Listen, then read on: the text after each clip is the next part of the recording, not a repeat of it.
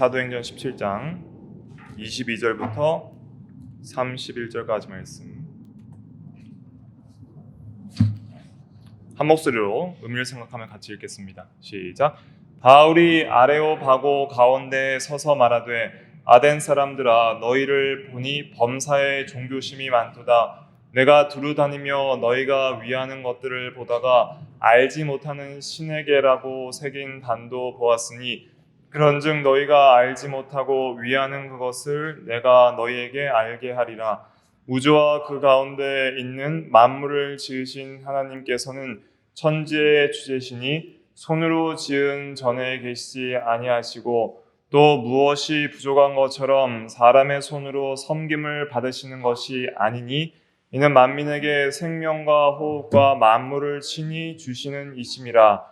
인류의 모든 족속을 한 혈통으로 만드사 온 땅에 살게 하시고 그들의 연대를 정하시며 거주의 경계를 한정하셨으니 이는 사람으로 혹 하나님을 더듬어 찾아 발견하게 하려 하심이로되 그는 우리 각 사람에게서 멀리 계시지 아니하도다. 우리가 그를 힘입어 살며 기동하며 존재하느니라. 너희 시인 중 어떤 사람들의 말과 같이 우리가 그의 소생이라 하니 이와 같이 하나님의 소생이 되었은즉 하나님을 금이나 은이나 돌에다 사람의 기술과 고안으로 새긴 것들과 같이 여길 것이 아니니라. 알지 못하던 시대에는 하나님이 간과하셨거니와 이제는 어디든지 사람에게 다 명하사 회개하라 하셨으니 이는 정하신 사람으로 하여금 천하를 공의로 심판할 날을 작정하시고 이에 그를 죽은 자 가운데서 다시 살리신 것으로 모든 사람에게 믿을 만한 증거를 주셨음이니라 하니라. 아멘. 예. 오늘은 이제 창조 끝내고 이제 섭리 첫 번째 시간 들어가도록 하겠습니다.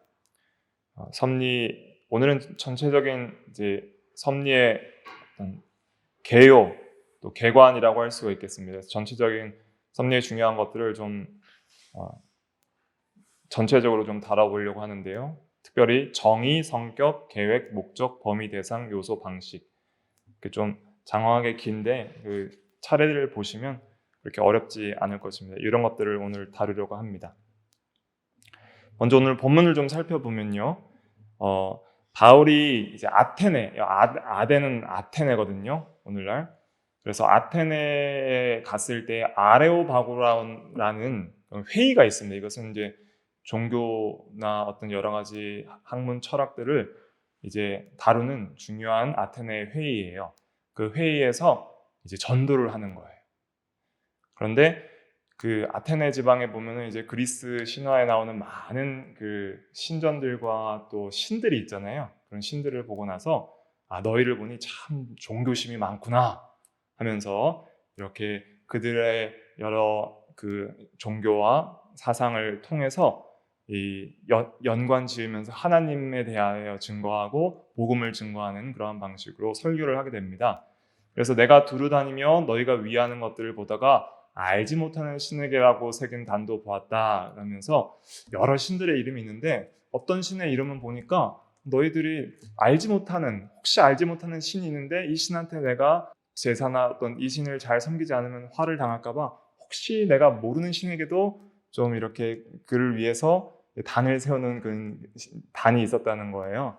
그러니까 너희들이 여러 다신을 섬기는데 내가 너희가 알지 못하는 참신을 내가 가르쳐 주겠다 하면서 하나님을 증거하는 거예요.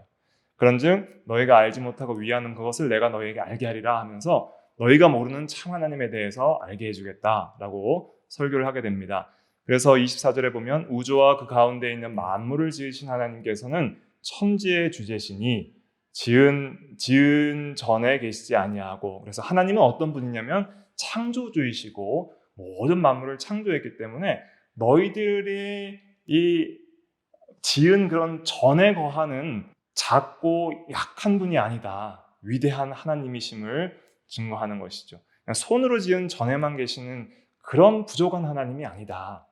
또 무엇이 부족한 것처럼 사람의 손으로 섬김을 받아야지 겨우 그분의 존재가 유지될 수 있는 그런 부족한 분이 아니라 오히려 하나님은 만민에게 생명과 호흡과 만물을 친히 주시는 절대 주권자요 주인이시고 창조주이시고 통치하시는 왕이시다.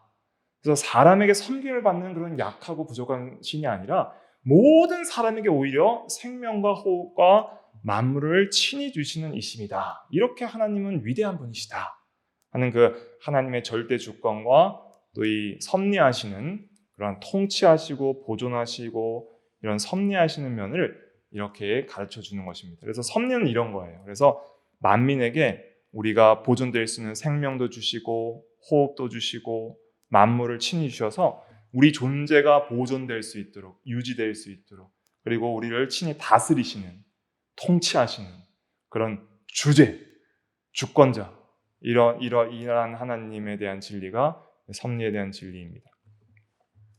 26절에 보면 인류의 모든 족속을 한 혈통으로 만드사 온 땅에 살게 하시고 그들의 연대를 정하시며 거주의 경계를 한정하셨으니 이런 것도 이제 하나님의 섭리의 일면인 통치를 하시는 것이죠. 그래서 언제까지 살지도 정하고 또 어떤 나라 족속은 이 지역에 살고 어떤 나라 족속은 이 지역에 살도록 거주의 경계를 정하시고 국토의 경계를 정하셔서 대한민국, 일본 이런 나라들의 경계를 정하듯이 이런 경계를 정하시는 그런 하나님.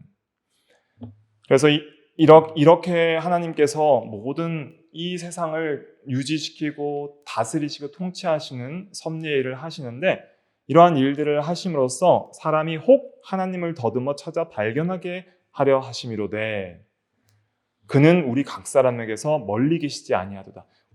우리의 모든 피조세계와 만물과 인간 한 명 한 명을 다 붙들고 다스리고 보존하시고 통치하시기 때문에 참으로 하나님을 찾기를 원하는 사람들은 어느 정도 하나님을 부인할 수 없을 정도의 많은 증거들을 알 수 있을 것이다 라고 말을 하는 것이죠. 이런 것을 가리켜서 이제 일반 계시라고 하는 것입니다. 그래서 이 세상에서 우리가 하나님의 존재하심을 찾으려고 하다 보면은 하나님이 계시지 않으면은 설명될 수 없는 많은 하나님의 존재의 증거들이 이 세상에 많이 있는 것이죠. 근데 사람들이 왜 하나님을 부정하냐면 그 마음이 어두워져서 하나님에 대한 그러한 그 지식을 어느 정도 알매도 불구하고 그걸 싫어하는 거예요. 애써 부인하고 싫어하는 거예요. 사실 진화론도 증거가 하나도 없습니다. 진화론은 그 믿음의 영역입니다. 그래서 그 한 종에서 다른 종으로 진화한 그러한 대진화라고 하는데 소진하는 종 내의 변화거든요. 황인종, 백인종, 흑인종처럼 인간도 여러 종, 개들도 여러 종자가 있듯이. 근데 원숭이에서 사람으로 뛰어넘는 그런 대진화의 증거는 하나도 없는데 왜 과학자들도 그걸 이제 다 인정을 해요. 대진화의 증거가 하나도 없다고. 진화도 증거가 없다는 걸 인정하는데 왜 창조를 믿지 않냐면은 믿을 수 없기 때문이에요. 그래도 나는 진화를 믿겠다는 거예요. 언젠가는 증거가 나올 거라고 생각을 하고 증거도 없는데 그냥 진화를 믿는 거예요. 왜냐하면 창조주의 하나님을 인정하고자 하는 마음이 없기 때문이죠. 그래서 애써 부인하고 감사치도 아니하고 영광을 돌리지도 않는 것이죠.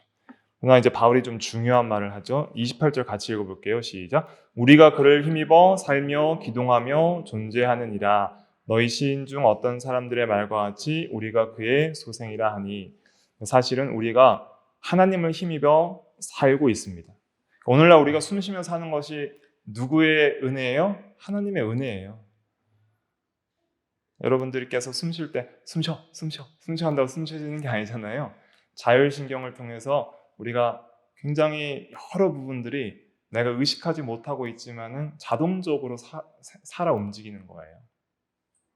그래서 생물학에 있어서도 생명의 여러 그러한 기능들을 연구하는 생물학에 있어서도 생명 그 자체가 무엇인지는 다루지를 않는다 그래요. 왜냐하면 생명 그 자체는 신비이기 때문에.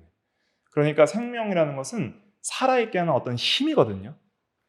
뭐라고 말할 수 없는 그 생명체로 하여금 그 존재를 계속 유지하게 하게끔 하는 어떤 힘이 있다는 거죠. 작은 미물들을 보세요. 개미가 그 작은 다리로 자기보다 더 큰 무게의 어떤 곤충들을 움직이잖아요. 들고 나르잖아요.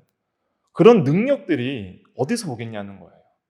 그리고 그 미시 세계에서의 어떤 그러한 미생물들의 움직임이나 또 이 개미들 같은 작은 생물들의 움직임도 참 신비하지만은 이 지구 이 큰 것이 자전하고 공존하는 이 힘을 보세요.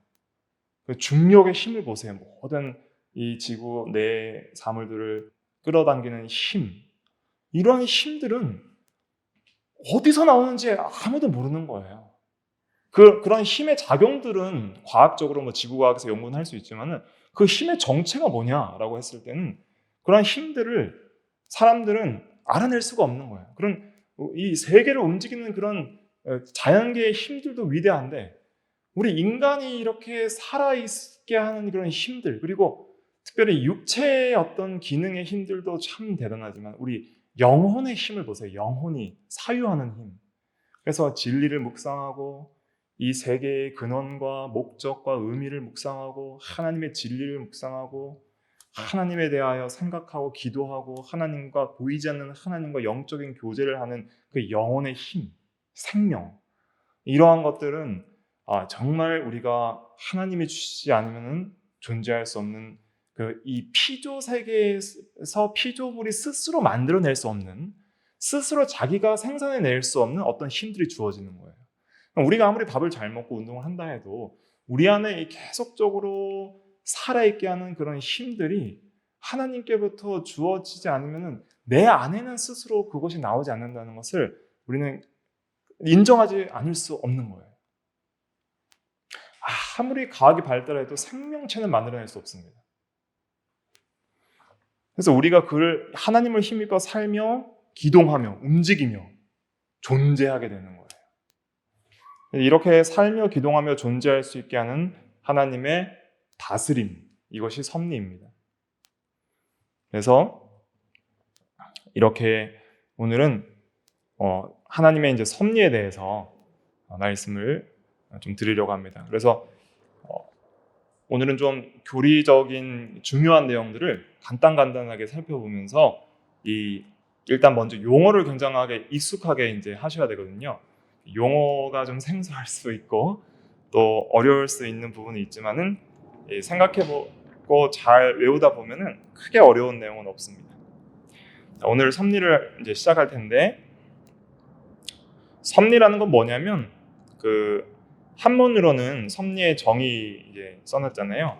먼저 신앙고백서 보기 전에 섭리의 정의를 먼저 볼게요. 섭리의 정의를 보면은 하나님께서 창조하신 한번 읽어볼까요? 시작. 하나님께서 창조하신 모든 피조물들을 하나님의 작정대로 보존하시고 통치하시고 피조물들과 협력하시는 하나님의 사역. 굉장히 긴데 세 가지만 외우시면 됩니다. 섭리할 때 3요소만 외우시면 돼요. 세 가지 뭐냐면 보존, 통치, 협력. 이 세 가지만 외우시면 됩니다. 이게 섭리입니다. 보존, 통치, 협력. 이 세 가지. 다른 건 다 잊어버리시더라도 보존, 통치, 협력. 섭리가 뭐냐? 옆에서 사람이 툭 쳐가지고 섭리 뭐예요? 물어보면 딱 세 가지 바로 나오셔야 돼요. 뭐예요? 보존, 통치, 협력. 이 세 가지만 외우시면 됩니다. 섭리의 뜻이 뭐냐면 한자어로는 다스릴 섭, 다스릴 리예요. 그러니까 섭리는 사실은 이제 통치의 의미가 이제 가장 주된 의미이죠. 그래서 섭리라고 할 때는 우리 기독교 이제 개신교에서는 섭리라는 용어를 많이 쓰는데 사람들이 실질적으로 그 쓰시는 분들 보면은 무슨 뜻인지 정확하게 세밀하게 모르면서 쓰시는 분들이 많이 있어요. 근데 우리는 이제 이 개혁교회 교리를 배우면서 신앙고백서와 대소리문답을 통해서 이 뜻이 무엇인지 이 용어를 정리를 먼저 하시는 게 중요합니다. 그래서 교리를 이제 공부할 때 중요한 건 뭐냐면 용어 정리를 먼저 해야 돼요. 그래서 그 성경의 많은 진리들을 우리가 체계적으로 공부하는 게 교리 공부거든요. 근데 그 교리 공부에 있어서 그 체계적인 성경의 중요한 진리들을 체계적으로 공부하기 위해서는 이 용어들을 정리하는 게 굉장히 중요합니다. 그래서 섭리라는 용어를 쓸 때에는 우리가 어떤 의미로 쓰냐면 하나님께서 이 모든 세상 만물을 창조하시고 그대로 내버려 두시는 것이 아니라 이 창조하신 만물들을 보존하시고 통치하시고 또 그러한 보존과 통치를 하시는 방법 중에 그냥 하나님 혼자 하시는 것이 아니라 피조물들을 사용하셔서 제2 원인들로 사용하셔서 피조물들과 함께 보존 통치하시는 거를 협력이라고 하는 거예요. 그래서 이 보존 통치 협력이 세 개가 다 이렇게 연관이 되어 있습니다. 따로따로 완전히 구분되는 것이 아니라 다 함께 연관이 되어 있어서 창조하신 모든 피조 세계를 하나님께서 내버려 두시는 것이 아니라 전부 주권적으로 다스리시는데 그 다스리시는 방식이 보존, 통치, 협력의 방식으로서 다스리신다. 이렇게 이해를 하시면 되겠습니다. 그래서 다스릴 리를 써서 섭리라고 하는데 단순히 통치만을 얘기하는 것이 아니라 보존, 협력을 포함한 통치이다. 이렇게 이해하시면 되겠고요. 영어로는 이제 providence라고 합니다. providence. 이것은 어디에서 나온 단어냐면 라틴어로 providentia라는 라틴어에서 사실은 섭리라는 그 원어가 유래가 됩니다. 그 providentia는 어떤 뜻이냐면 미리 보다라는 동사에서 온 그러한 단어예요. 그래서 미리 봄이죠. 근데 단순히 그냥 하나님께서 미래를 미리 본다는 그런 의미가 아니라 수동적으로 그냥 보고 그냥 뭐 자기들 피조물 세계들끼리 자기들끼리 마음대로 살도록 두시는 것이 아니라 적극적으로 자신이 계획하고 목적한 바를 이루기 위해서 모든 것들을 보존하고 통치하는 그러한 능동적 의미에 있어서의 미리 봄이다. 그래서 섭리라는 것은 하나님이 절대 주권을 가지고 최고 통치권을 가지고 가장 작은 것부터 가장 큰 것까지 하나도 빠짐없이 모든 창조 세계의 모든 피조물들을 가장 작은 것부터 가장 보이지 않는 미세 분자 원자부터 큰 거시세계 우주 전체의 모든 움직임까지 티끌 하나도 놓치지 않고 전부 하나님의 손 안에서 하나님이 통치하신다는 그런 위대한 진리가 이 섭리의 의미입니다.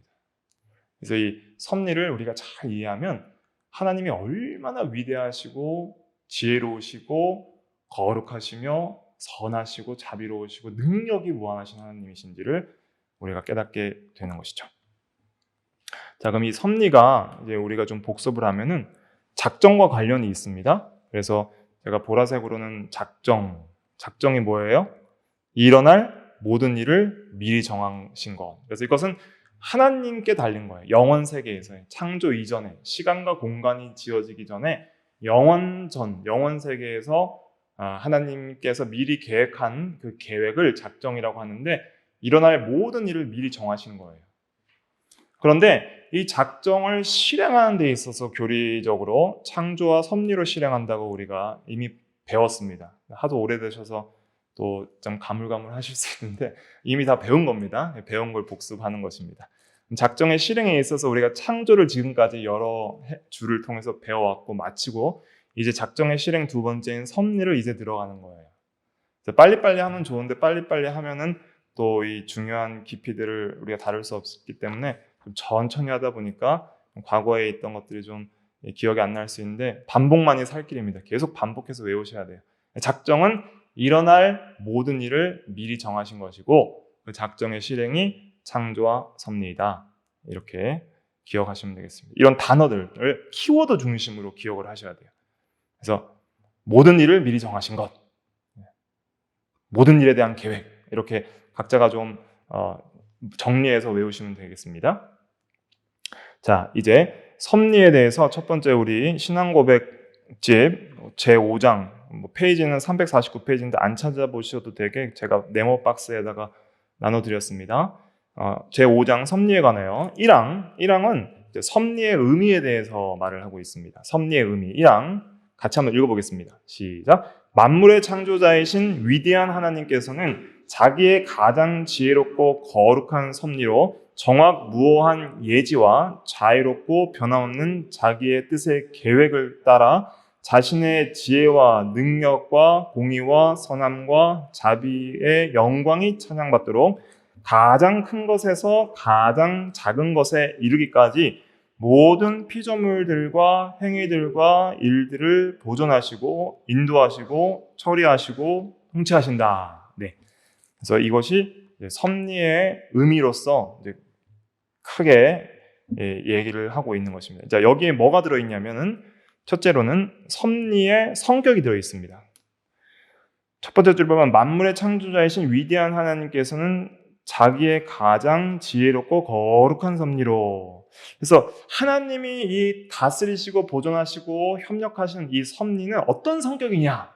하나님의 이 섭리는 어떤 성격이냐면 하나님의 속성이 반영되어 있어요. 이 속성이라는 것은 다른 말로는 그 성품이라고도 할 수 있습니다. 성품. 하나님은 어떤 분이시냐라고 할 때 하나님은 본질적으로 존재에 있어서 본질적으로 이런 분이시다. 어떤 분이냐면 지혜, 거룩함, 능력, 공의, 선함, 자비 이런 분이에요. 그게 이제 1항에 다 나와 있죠. 그 첫 번째 보면은 자기의 가장 지혜롭고 거룩한 섭리로가 나와 있고, 그 다음에 두 번째 줄 중간쯤에 보면은 자신의 지혜와 능력과 공의와 선함과 자비의 영광이 찬양받도록, 이것이 전부 성품, 그 속성을 가리키는 것입니다. 그래서 이러한 성격들이 반영이 되어 있는 것이 하나님의 섭리라는 것을 먼저 기억을 해야 되는 거예요. 그래서 이 섭리를 우리가 배울 때 하나님의 그 지혜의 이 탁월하심과 또 섭리를 다룰 때 또 죄와 악의 문제를 다루거든요. 죄와 악과 섭리와의 관계에 있어서 하나님은 거룩하시다는 것. 모든 죄도 다 통치하시고 하나님의 주권 아래에 있지만 하나님은 절대 악을 조성하시거나 악을 행하시는 악한 분이 아니라 그 거룩한 하나님이라는 것을 우리가 기억하고 또 선하신 하나님이라는 것을 기억하고, 그러나 그런 모든 것들도 다 통치할 수 있는 능력의 하나님이고 또 참으로 그렇게 위대하신 하나님이시지만 참으로 자비와 사랑이 풍성하신 하나님이라는 것을 우리가 이 섭리를 통해서 깊이 있게 배워나가야 됩니다. 그래서 결국은 그 개혁파 신앙에 있어서 가장 이 중요하게 다루는 교리에는 신론 부분인데요. 신론 중에서도 가장 중요한 건 하나님의 이 속성이에요. 속성. 그래서 이 모든 교리를 배우면서 우리는 궁극적으로 예수 그리스도 안에서 뭐를 계속적으로 발견해야 되냐면 하나님이 누구신가를 발견하는 거예요. 섭리를 통해서도, 섭리는 우리가 지금 경험하는 거거든요. 우리 현실 속의 실제예요. 내가 느끼고 경험하는 모든 삶의 현장 속에서 하나님의 섭리가 있는데 그 섭리를 진리 안에서 느끼고 그 통치를 우리가 깨닫고 보면서 우리의 삶 속에서 역사하시는 하나님의 임재와 다스림과 함께하심과 인도하심과 통치와 보존과 협력하시는 모든 일들을 통해서 하나님의 지혜, 거룩, 능력, 공의, 선함, 자비를 우리가 그 섭리의 성격을 통해서 느껴야 되는 것이죠. 이것이 중요한 겁니다. 그래서 이 교리가 삶에 적용될 때에 이런 섭리들을 깊이 있게 묵상하면서 우리 삶에 적용하면서 결국 그 섭리의 주권자이신 하나님의 누구심, 또 어떠하심을 우리가 깊이 있게 알아가는 것이 참 중요합니다. 그래서 이 체험적 신앙, 또 경험되는 진리를 통해서 하나님을 더 깊이 알아가는 거예요. 우리 삶 속에서. 그래서 이제 원망 불평이 사라지고 감사와 찬양이 넘치고 하나님을 의지하는 믿음과 소망과 사랑이 커지는 그런 믿음의 변화들은 결국 하나님을 만나는 데 있어요. 섭리하시는 하나님 삶 속에서 그런 것들을 우리가 소망을 더 해야 됩니다. 그러니까 이런 이제 소망을 가지는 거죠. 우리의 삶 속에서 우리와 함께 하시는 하나님의 그러한 속성들을 발견하려면 뭘 알아야 되냐? 이런 교리들을 잘 알아야 되는 거예요. 이런 교리들을 잘 배우면서 우리가 우리의 삶 속에서 역사하시는 하나님의 역사를 볼 수 있는 믿음의 안목들이 커지는 것이죠. 전에는 세상적이고 자기중심적으로 생각했던 사람들이 이제 하나님의 진리 안에서 하나님 중심적으로 생각할 수 있는 능력들이 커지게 되는 것입니다. 그것이 이제 우리가 교리를 배우는 목적이다 할 수가 있겠죠. 그다음에 섭리의 계획은 이제 섭리가 하나님의 작정으로부터 실행되는 것이니까 섭리의 계획은 하나님의 작정에 있다.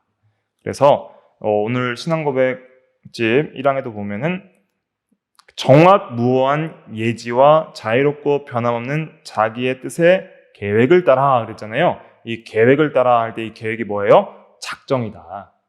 작정. 그래서 작정하셨기 때문에 정확무오한 예지, 미리 아심이죠. 예지는. 그래서 하나님이 모든 되는 일을 다 아시는 이유는 뭘까요?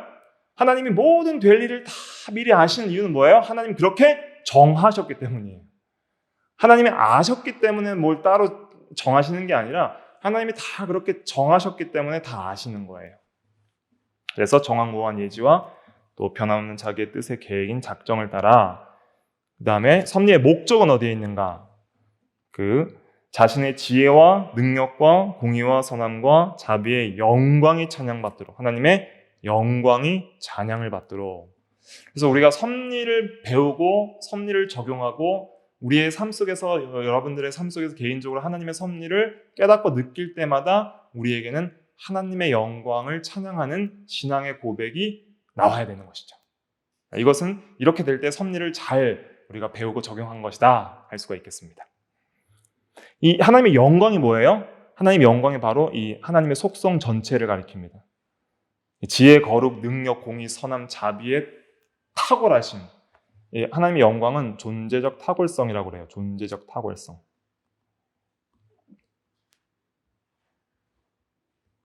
누군가 월등하게 탁월한 분을 보면은 우리가 영광스러워 하잖아요. 그 존재적인 탁월성이 하나님 자신입니다. 하나님의 모든 속성과 성품들은 영광스러우신 분이다 할 수 있겠습니다. 결국 우리가 알기를 원하는 건 하나님 그분 자신이에요. 그분 자신을 우리가 알아가는 것이 가장 행복한 거예요. 이런 거잖아요. 그러니까 내가 가장 귀하게, 이 세상에서 내가 가장 귀하게 여기는 존재적으로 너무 탁월한, 인격적으로 너무 거룩한 성도가 있어요. 예를 들면 우리 주변에 막 다윗같이 또 막 다니엘 같은 분이 옆에 있다고 생각해봐요. 그러면 자주 찾아가서 상담하고 막 닮아가려고 그분을 배우려고 하지 않겠어요? 만약 근데 예수님이 계시다고 그러면 우리는 모든 신앙의 우리의 롤 모델은 예수님이니까 예수님이 우리와 함께 하시다면 그분을 알아가려고 힘을 쓰지 않겠어요? 근데 우리와 함께 하시잖아요. 예수님께서 성령으로, 신성으로 하나님이 우리와 함께 하시잖아요. 그러니까 하나님이 함께 하시면 알고 하나님을 가장 귀하게 여기고 하나님이 너무 존귀하면 하나님을 알기를 우리가 힘쓰게 되는 것이죠. 네, 하나님께 관심이 없으면 이런 것이 재미가 없는 것입니다. 하나님을 사랑하면은 이런 게 재밌는 거예요. 이제 이 하나님을 아는 것이 재밌고 하나님의 진리를 알아가는 것이 너무 행복하고 가장 기쁜 것이죠. 그러니까 그런 탁월한 분에 대한 성품을 알아갈수록 우리의 마음에 행복이 있는 것입니다.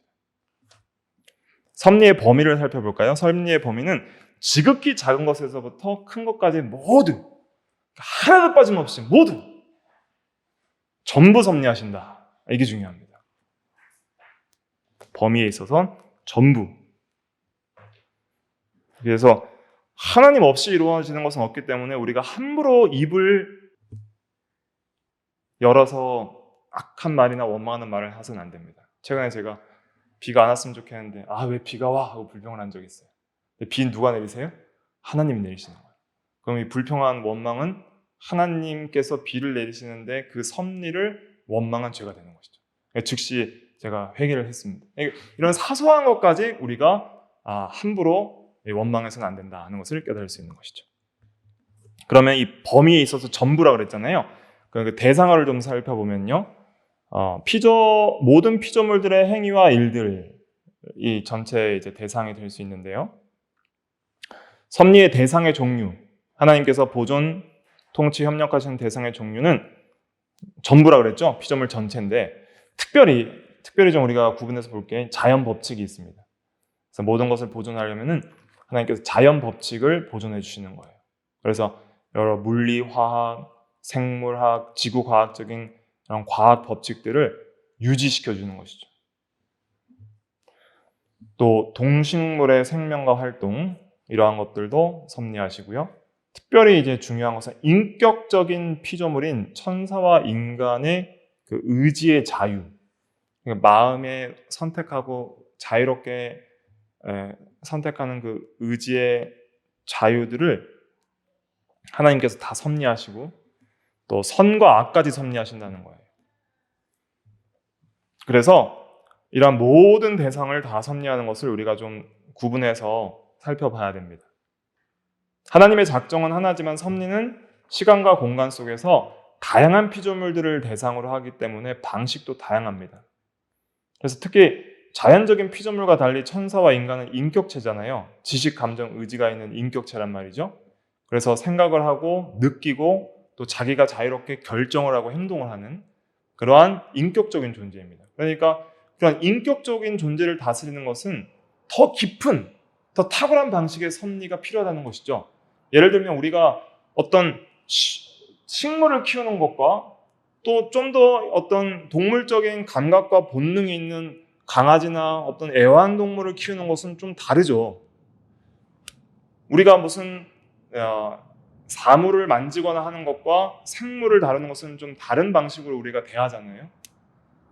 그런데 인격적인 대상을 대할 때는 더 달라야 되는 것이죠. 우리가 인간과 인간의 관계에서는 완전히 또 다른 방식으로 대하고 서로를 존중하고 사랑하고 대하는 그런 방식이 다른 것처럼 특별히 하나님께서도 다른 방식으로 섭리를 하시는데 좀 구분을 하면은 자연적인 섭리의 대상인 사물이나 동식물들은 자연적인 통치 방법을 쓰십니다. 그래서 주권적으로 다스리시고 이루시고 또 동식물들에게도 본성과 여러 가지 생명의 그런 능력들을 주셔서 그대로 살게 하시는데 근데 우리 천사와 인간은 물론 자연적인 섭리의 방식으로 우리의 어떤 육체들을 유지시키기도 하시지만 특별히 우리에게 있어서는 도덕적인 또 섭리로서 우리를 다스리십니다. 그래서 우리에게 도덕법을 주시고 순종하라고 다스리시는 거예요.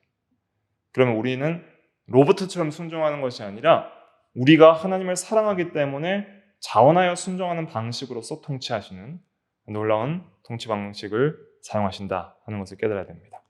이런 것들을 이제 계속적으로 우리가 성경을 통해서 파악하고 내 삶에 적용해서 나의 삶 속에서 나의 모든 그 생각들, 지식, 감정, 의지의 작용들과 생각을 통해서 우리의 말과 행동이 나오는 모든 우리의 삶이 있잖아요. 우리의 삶 속에서 나의 삶이 어떻게 이루어지는지를 잘 생각해 보면서 이 삶 속에서 하나님의 통치가 어떻게 임하고 있는지를 잘 느껴야 되는 것이죠.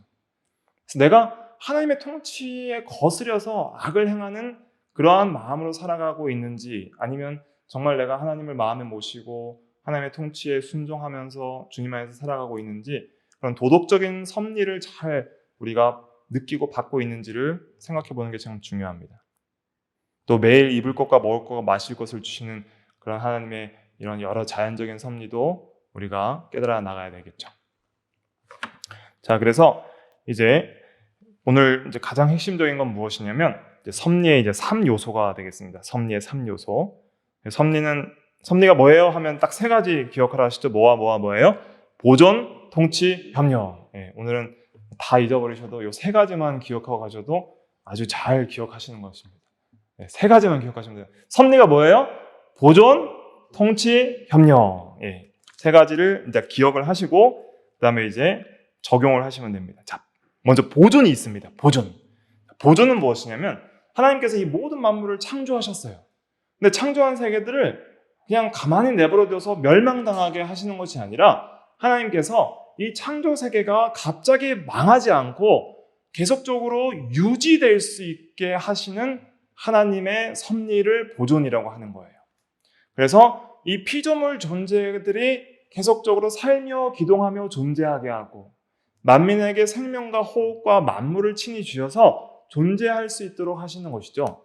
그래서 생명의 보존들이 있고 또 각각의 어떤 사물과 물질들의 보존들이 있고요. 그 다음에 이 세계에는 뭐가 작동을 하고 있어요? 자연 법칙이 작동을 하고 있어요. 필연적으로 오늘 밤이 돼서 이제 해가 이제 서쪽으로 졌는데 내일이면 해가 어디서 떠요? 동쪽에서 뜨는 거예요. 이런 동쪽에서 떠서 서쪽에서 지는 것. 지구의 자전을 통해서 그런 것들을 자연 법칙을 정해 놓으셨잖아요. 그런 자연 법칙이 갑자기 파괴돼서 갑자기 해가 갑자기 서쪽에서 떠서 동쪽으로 져버리면 어떻게 돼요? 그러면 혼란이 발생하겠죠. 혼돈이 발생하겠죠. 그럼 모든 하나의 자연 법칙 질서가 깨지면 그 질서가 깨진 것들이 전체 이 자연계에 영향을 미치겠죠. 그러면은 전체적인 자연의 질서들이 파괴되고 자연 질서가 파괴되면 뭐 환경 오염이나 여러 파괴들이 일어나면서 피조물의 존재 자체도 이제는 보존될 수가 없게 되는 것이죠. 그러니까 하나님께서 이 모든 자연 질서와 피조물들의 존재를 보존하기 위해서 이제는 그 자연 법칙들을 하나님께서 만드신 거예요. 그러니까 모든 과학 법칙은 누가 만드신 거예요? 하나님이 만드시고 그 과학 법칙이 유지될 수 있도록 계속적으로 시간 속에서 쉬지 않고 계속적으로 과학 법칙이 보존될 수 있도록 유지하고 계신 분이 누구예요? 하나님이라는 거예요. 그러니까 하나님은 이 자연 법칙과 과학 법칙을 깨서 역행해서 또 그걸 사용하지 않고도 일하실 수 있어요. 예를 들면 우리 열왕기하 20장 8절에 보면 해시계가 10도 뒤로 가는 그런 사건이 발생하고요. 또 홍해가 갈라지는 사건. 바닷물이 쭉 흘러야 되는데 바람을 부르셔서 홍해가 갈라져서 바닷물이 막혀버리는 사건들. 그리고 또 예수님께서 마태복음 14장에 보면 물 위를 걸으신 사건들이 있죠. 그런 것들은 이러한 자연 법칙을 역행해서 일하시는 것들. 특별히 가장 놀라운 사건은 뭐냐면 이 나사로를 살리신 사건, 또 예수님께서 부활하신 사건, 이런 것들이 가장 놀라운 사건들이에요. 이 세상에서 가장 큰 기적은 뭐예요? 예수님의 부활이에요. 예수님의 부활이 이 세상에서 가장 큰 기적이에요. 그래서 우리 삶 속에서 기적이 일어나길 원하시는 성도님들이 있으십니까? 그러면 예수님의 부활을 묵상하십시오. 그게 우리 삶 속의 가장 큰 기적이고, 그 부활을 믿는 모든 성도들에게 일어난 가장 큰 기적, 다음으로 두 번째 큰 기적은 뭐예요? 우리 성도의 영혼이 살아나는 거예요.